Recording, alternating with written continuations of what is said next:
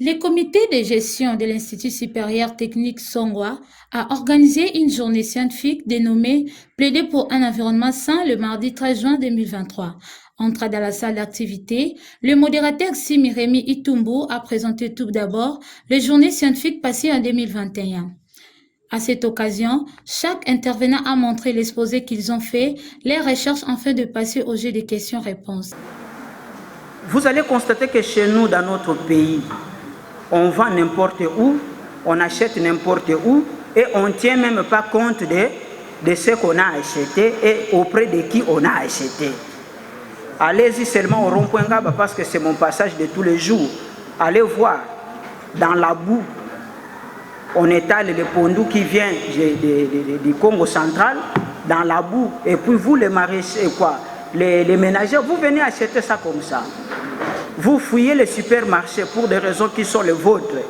Vous fouillez les supermarchés, vous allez acheter n'importe où sans que cela soit certifié. Je ne pense pas.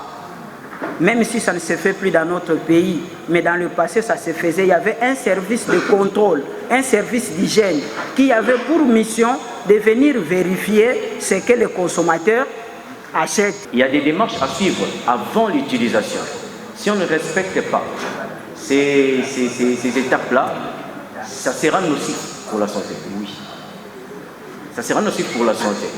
De son côté, le directeur général de l'Institut supérieur technique Songwa n'a pas manqué d'expression quant à ce. Et donc quand on est venu ici, c'est quelque chose qui n'existait pas. Donc pour moi, il s'agissait de prendre un peu la température pour savoir le personnel de santé de l'ISTS, à quel niveau il est avancé avec la recherche. Comme ça, ça nous donne l'idée de ce qu'il faudra mettre en place comme activité de renforcement de capacité et voir un peu ce qu'on est capable de faire jusque-là en termes de recherche. Et donc c'est une réunion qui entraîne des réflexions sur les recherches que les chercheurs de l'ISTS ont pu mener au cours de cette période et de quelle manière nous pouvons contribuer à apporter des solutions aux problèmes de notre société. Il s'est de signaler que Mme Mimi Ibondo, à son tour, remercie tous les comités pour le thème choisi lors de cette journée scientifique. C'est une première au sein de notre institution. C'est vraiment l'idée provenant de notre DG, le nouveau DG, qui répond au nom de M. Prof. Abel Tamboué, et qui a inspiré qu'il y ait des rencontres scientifiques au sein de notre institution.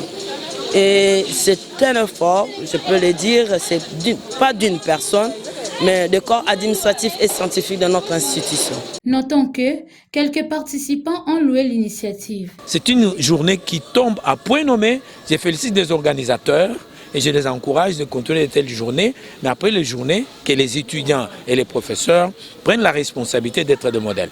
J'en suis fier. C'était une journée scientifique de haute facture parce que nous nous sommes réunis pour discuter sur une problématique qui préoccupe les Quinois. Oui, ce que j'ai compris d'abord, premièrement, je commencerai à remercier l'institution pour cette grande activité, n'est-ce pas, qu'elle a organisée en notre faveur, pour que nous puissions savoir, n'est-ce pas, la valeur de l'environnement. Ce que moi j'ai retenu, c'est que nous devons faire tout ce qui est bon, mais en nous préservant de la pollution de l'environnement. Au cours de la dite journée, le secrétaire général académique a donné plus de précisions concernant le thème du jour. Bon, effectivement, nous sommes dans une journée scientifique à l'Institut supérieur technique Songwa. Et dans cette journée scientifique, nous avons estimé évoquer le thème sur la santé et le développement. Parce que nous avons compris qu'on ne peut pas se développer si on n'est pas en bon état de santé. Et dans le développement, il faut intégrer l'environnement. Dans l'environnement, il y a l'environnement physique, c'est-à-dire qui est constitué de tout ce qui entoure l'être humain, et l'environnement humain. Et l'environnement humain, c'est un élément fondamental pour le développement de l'être humain. Mais l'être humain doit vivre dans un environnement physique sain. Donc nous, on a estimé sur les sujets que nous avons développés, santé et développement, plus particulièrement les nuisances sonores, parce que beaucoup de gens vivent dans la ville de Kinshasa, mais ils ne savent pas que les nuisances sonores tuent des églises et des débits de boissons. C'est que nous demandons à l'État et à toute la population d'être conscient que les nuisances tuent, déstabilisent la vie de l'être humain, déstabilisent la vie de tout être vivant, y compris les animaux, les poissons et les arbres. Donc on est obligé d'avoir, nous demandons bien sûr à ceux-là, les législateurs de la République démocratique du Congo, de nous aider à avoir des lois contraignantes pour nous permettre à éviter les nuisances sonores.